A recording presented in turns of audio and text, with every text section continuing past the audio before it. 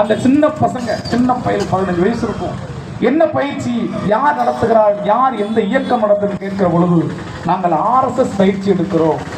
RSS பயிற்சி என்னென்ன பயிற்சி எடுக்கிறீர்கள் கேட்ட பொழுது எங்களுக்கு துப்பாக்கி சுட சொல்லி பயிற்சி சொல்லி செய்து கொண்டிருக்கிறார்கள்.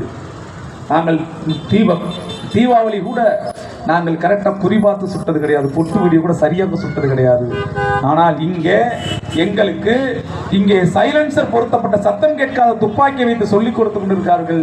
நாங்கள் பயிற்சி எடுத்துக் கொண்டிருக்கின்ற தகவலை சொன்ன பொழுது அந்த தம்பிகளுக்கு ரெடியாய் விழுந்து என்னையும் அண்ணன் செல்லப்பாண்டியனை அழைத்து சொன்னார்கள். அந்த இடத்திற்கு சென்ற பொழுது காவல்துறை அதிகாரிகள் இருந்தார்கள்.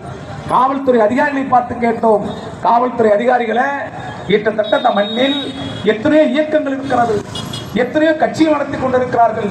கம்யூனிஸ்ட் பேர் இயக்கம் போன்ற கட்சிகளில் ML மூவ்மெண்ட் போன்ற இயக்கவாதிகள் இருக்கிறார்கள். அவர்கள் எல்லாம் ஒரு இடத்தில் நின்றால் போதும் காவல்துறை உடனே மோப்பம் பிடித்து அவர்களை கைது செய்து சிறையில் அடைக்கிறீர்களே, இவ்வளவு ஒரு துப்பாக்கி பயிற்சியினுடைய RSS கும்பலை ஏன் நீங்கள் மனு வாங்கிதான் நடவடிக்கை எடுக்க வேண்டும் என கேள்வி எழுப்பினோம். அதற்கு சொல்லுகிறார்கள், நாங்கள் இதை ஒன்றும் செய்ய முடியாது. அவர்களே ஒத்துக்கொள்கிறார்கள், ஏதோ இங்கே மட்டும் நடப்பதை போல நீங்கள் இவ்வளவு போராட்டத்தை செய்கிறீர்களே, தமிழகம் முழுக்க நடந்து கொண்டிருக்கிறது. மதுரை மாவட்டத்திலும் 10க்கும் மேற்பட்ட இடங்கள் நடந்து கொண்டிருக்கிறது. நீங்கள்